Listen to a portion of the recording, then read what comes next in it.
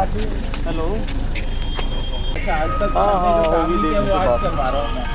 पहली बार करवा रहा हूँ, प्रैक्टिस करवा रहा हूँ। अब डोर टू डोर यही करना है। हाँ, मैं बना देना भाई, मैंने 1 घंटा लग जाएगा। पहली बार ये महसूस हो रहा है।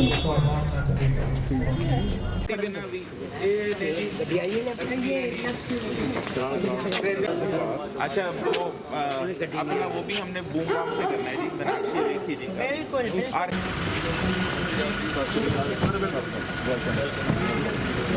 बच्चे घर जी विक्रम भाजी पर अच्छा हाथ से बिल्कुल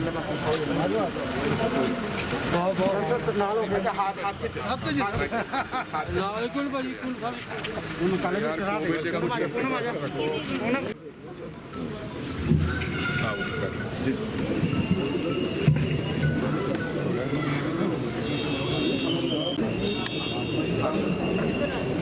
ਉਹਨਾਂ ਦੇ ਨਾਲ ਸਾਡੇ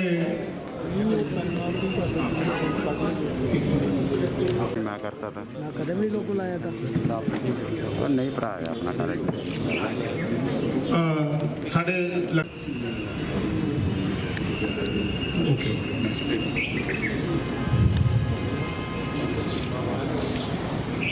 ਅੱਜ ਅਸੀਂ ਇੱਥੇ ਲੁਧਿਆਣੇ ਦੇ ਇੰਡਸਟਰੀਅਲਿਸਟ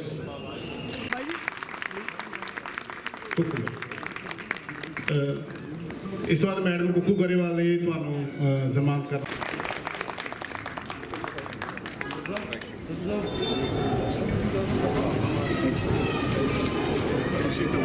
ਚਾਰਜ ਨੇ ਉਹ ਉਹਨਾਂ ਨੂੰ ਸਨਮਾਨਿਤ ਕਰ ਰਹੇ ਨੇ।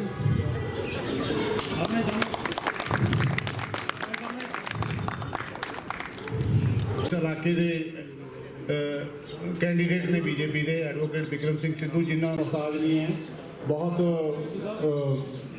टॉप के वकील ने और उन्होंने मिनिस्टर सरदार हरदीप सिंह पुरी साहब ਅਸੀਂ ਉੱਥੇ ਇੱਥੇ ਉਹਨਾਂ ਦਾ ਪਹੁੰਚਣ ਤੇ ਵੈਲਕਮ ਕਰਦੇ ਹਾਂ, ਜੀ ਆਇਆਂ ਕਰਦੇ ਕਿ ਅੱਜ ਉਹਨਾਂ ਨੇ ਪੰਜਾਬ ਦੀ ਧਰਤੀ ਤੇ ਆ ਕੇ ਖਾਸ ਤੌਰ ਤੇ ਲੁਧਿਆਣਾ ਸ਼ਹਿਰ ਜਿਹੜਾ ਕਿ ਸਾਡੇ ਸਾਰੇ ਪੰਜਾਬ ਦੇ ਦਿਲ ਦੀ ਧੜਕਣ ਆ, ਉੱਥੇ ਪਹੁੰਚ ਕੇ ਭਾਰਤੀ ਜਨਤਾ ਪਾਰਟੀ ਦਾ ਇਹੋ ਜਿਹਾ ਨਿਸ਼ਾਨ ਕੱਢਿਆ ਕਿ ਜਿਸ ਦੇ ਨਾਲ ਅੱਜ ਪੰਜਾਬ ਦੇ ਵਿੱਚ ਇਹ ਆਗਾਜ਼ ਹੋਇਆ ਕਿ ਭਾਰਤੀ ਜਨਤਾ ਪਾਰਟੀ ਦੀ ਸਰਕਾਰ 2022 ਦੇ ਵਿੱਚ ਜ਼ਰੂਰ ਆਏ।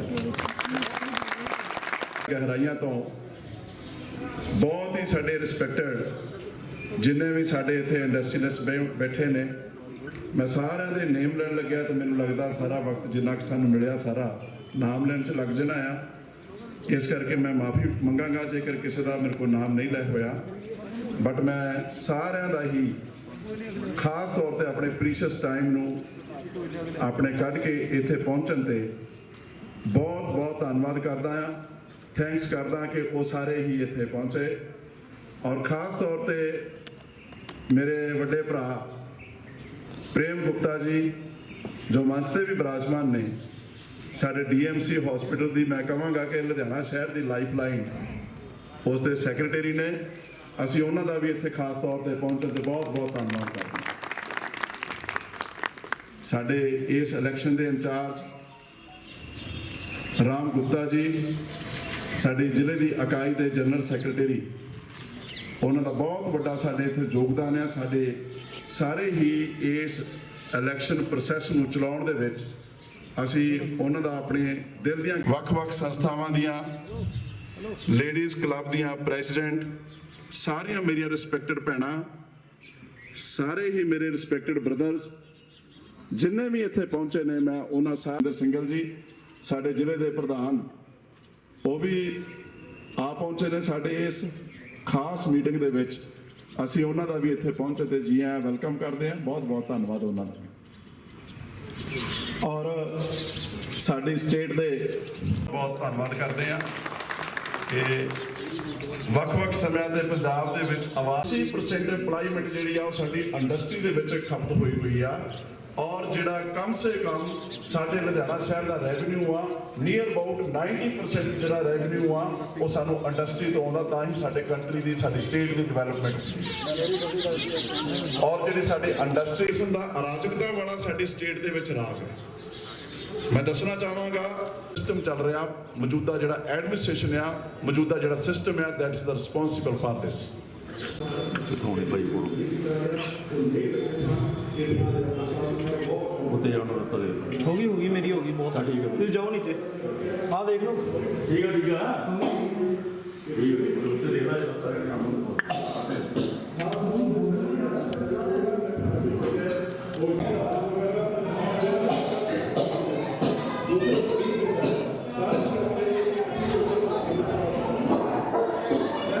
ਠੀਕ ਹੈ ਕਿੱਥੋਂ ਦਾ ਨਾਮ ਲਈਏ ਅਸੀਂ So, ठीक है.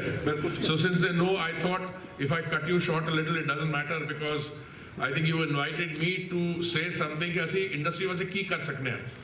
ਕੱਲ ਜਦੋਂ ਅਸੀਂ ਕੈਪਟਨ ਸਾਹਿਬ ਨਾਲ ਤੇ ਢੀਂਡਸਾ ਸਾਹਿਬ ਨਾਲ ਚੰਡੀਗੜ੍ਹ 'ਚ ਆਪਣਾ 11 ਸੰਕਲਪ ਜਾਂ ਕਮਿਟਮੈਂਟ ਸੀਗੀਆਂ ਦਿੱਤੀਆਂ, ਮੈਂ ਰਿਕੁਐਸਟ ਕਰਾਂਗਾ ਉਹਨੂੰ ਇੱਕ ਵਾਰੀ ਚੰਗੀ ਤਰ੍ਹਾਂ ਪੜ੍ਹ ਲੈਣਾ।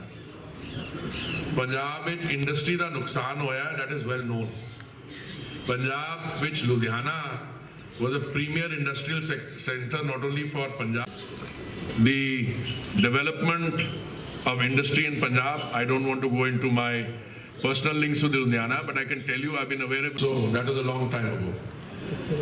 देखो पहला पॉइंट ਅਸੀਂ ਇਹ ਕੀਤਾ ਹੈ ਕਿ ਪੰਜਾਬ ਵਿੱਚ ਜੋ ਨੁਕਸਾਨ ਹੋਇਆ ਹੈ, but that is not the only loss.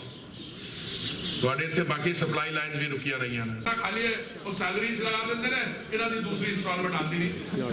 ਫਿਰ ਵੀ ਅਸੀਂ ਕੰਮ ਕਰਵਾਇਆ, ਮੈਂ ਤੁਹਾਨੂੰ ਲਿਸਟ ਭੇਜਾਂਗਾ। ਸਰ ਆ ਮਾਈਕ ਸਾਈਡ ਤੇ ਕਰ ਲਓ, ਬੜੇ ਮਾਈਕ ਸਾਈਡ ਅੱਗੇ ਫਰੰਟ ਤੇ ਆ ਜਾਓ, ਅਗਲੇ ਪਾਸੇ। ਹਾਂਜੀ ਬਸ मेरे यहाँ साइड में कार्तिक सर सामने देखियो, सिद्धू जी प्लीज सामने देखना।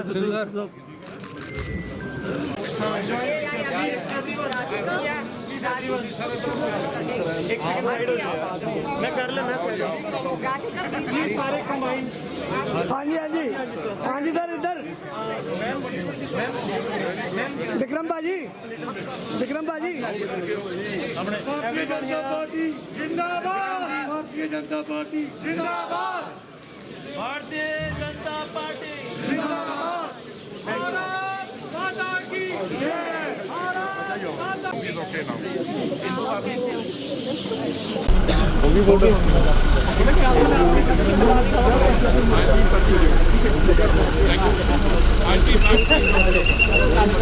ਸਰਚ ਕਰ ਰਹੇ ਜੀ। ਹੋ ਗਿਆ ਕੀ ਹੋ ਗਿਆ? ਜਿਹਦੇ ਹੱਕ ਚ ਆਏ ਹੋ, ਕੀ ਕਹਿਣਾ ਚਾਹੇ ਹੋ? ਕਿਹਦੇ ਹੱਕ? ਇਹਨਾਂ ਦੇ ਸ਼ਾਨਦਾਰ ਕੈਂਡੀਡੇਟ ਨੇ, ਵਧੀਆ।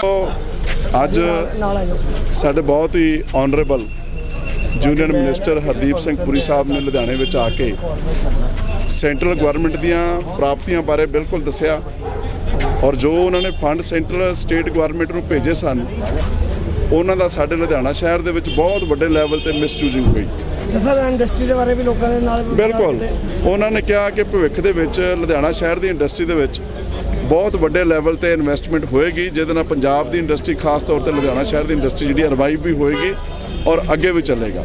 ਸੋ ਕਹਿਣ ਦਾ ਮਕਸਦ ਕਿ ਲੁਧਿਆਣਾ ਸ਼ਹਿਰ ਦੀ ਇੰਡਸਟਰੀ ਦਾ ਇਨਫਰਾਸਟ੍ਰਕਚਰ ਵੀ ਜ਼ਰੂਰ ਡਿਵੈਲਪ ਹੋਏਗਾ, ਔਰ ਲੁਧਿਆਣਾ ਸ਼ਹਿਰ ਦੇ ਵਿੱਚ ਇਨਵੈਸਟਮੈਂਟ ਵੀ ਹੋਏਗੀ, ਔਰ ਲੁਧਿਆਣਾ ਸ਼ਹਿਰ ਦੀ ਇੰਡਸਟਰੀ ਨੂੰ ਲੌਂਗ ਟਾਈਮ ਜਿਹੜੀ ਹੈ ਪਲੈਨਿੰਗ ਵੀ ਦਿੱਤੀ ਜਾਏਗੀ। ਤੇ ਸਰ ਆਪਣੇ ਹਲਕੇ ਲਈ ਕੀ ਮੁੱਦੇ ਰੱਖੇ ਆ, ਲੋਕਾਂ ਲਈ ਕੀ ਵਿਚਾਰ ਰੱਖੋਗੇ? ਲੋਕਾਂ ਸਾਡੇ ਤਾਂ ਦੇਖੋ ਬੜੇ ਮੁੱਦੇ ਜਿਹੜੇ ਨੇ ਸੀਰੀਅਸ ਨੇ ਕਿ ਸਾਡੇ ਇਸ ਲੁਧਿਆਣਾ ਵੈਸਟ ਦੀ ਕਨਸਟੀਟੂਐਂਸੀ ਦੇ ਵਿੱਚ ਡਿਵੈਲਪਮੈਂਟ ਜਿਹੜੀ ਆ ਉਹਦੇ ਫੰਡ ਤਾਂ ਸਮਾਰਟ ਸਿਟੀ ਦੇ ਵਿੱਚ ਬਹੁਤ ਆਏ ਸੈਂਟਰਲ ਗਵਰਨਮੈਂਟ ਤੋਂ, ਪਰ ਉਹਨਾਂ ਫੰਡਾਂ ਦੀ ਜਿਹੜੀ ਮਿਸਯੂਜ਼ਿੰਗ ਆ ਉਹ ਬਹੁਤ ਲਾਰਜ ਸਕੇਲ ਤੇ ਹੋਈ, ਜਿਸ ਕਰਕੇ ਸਾਡੇ ਇਸ ਲੁਧਿਆਣਾ ਵੈਸਟ ਦੀ ਕੀ ਖਾਸ ਤੌਰ ਤੇ ਸਾਰੇ ਲੁਧਿਆਣਾ ਸ਼ਹਿਰ ਦੀ ਡਿਵੈਲਪਮੈਂਟ ਬਿਲਕੁਲ ਨਹੀਂ ਹੋ ਸਕੀ। ਸੋ ਕਹਿਣ ਦਾ ਭਾਵ ਕਰਪਸ਼ਨ ਬੇਅੰਤਾਂ ਦੀ, ਡਰੱਗ ਜਿਹੜੀ ਆ ਬੇਅੰਤਾਂ ਦੀ, ਲਾਲ ਫੀਤਾਸ਼ਾਹੀ ਸਾਡੀ ਸਟੇਟ ਦੇ ਵਿੱਚ ਬੇਅੰਤਾਂ ਦੀ। ਸੋ ਕਹਿਣ ਦਾ ਮਤਲਬ ਕਿ ਗੁੱਡ ਪ੍ਰਸ਼ਾਸਨ ਜਿਹੜਾ, ਗੁੱਡ ਐਡਮਿਨਿਸਟ੍ਰੇਸ਼ਨ ਜਿਹੜਾ ਆ ਕਾਂਗਰਸ ਪਾਰਟੀ ਨੇ ਸਟੇਟ ਦੇ ਵਿੱਚ ਨਹੀਂ ਦਿੱਤਾ, ਜਿਸ ਕਰਕੇ ਅੱਜ ਸਾਰੇ ਹੀ ਇਹ ਮੁੱਦੇ ਜਿਹੜੇ ਨੇ ਪੁਰੀ ਸਾਹਿਬ ਨੇ ਜਨਤਾ ਦੇ ਵਿੱਚ ਰੱਖੇ, ਔਰ ਭਵਿੱਖ ਦੇ ਵਿੱਚ ਭਾਰਤੀ ਜਨਤਾ ਪਾਰਟੀ ਦੀ ਸਰਕਾਰ ਬਣ ਤੇ ਪੰਜਾਬ ਦੇ ਵਿੱਚ ਜਿਹੜੀਆਂ ਸਾਰੀਆਂ ਚੀਜ਼ਾਂ ਨੇ ਬਹੁਤ ਹੀ ਵੱਡੇ ਰੂਪ ਦੇ ਵਿੱਚ ਪਰਿਵਰਤਨ ਆਊਗਾ। ਸਾਰਾ ਪੰਜਾਬ ਜਿਹੜਾ ਆ ਨਵਾਂ ਪੰਜਾਬ ਭਾਰਤੀ ਜਨਤਾ ਪਾਰਟੀ ਦੇ ਨਾਲ ਜ਼ਰੂਰ ਵਸੇਗਾ ਔਰ ਖੁਸ਼ਹਾਲ ਹੋਏਗਾ।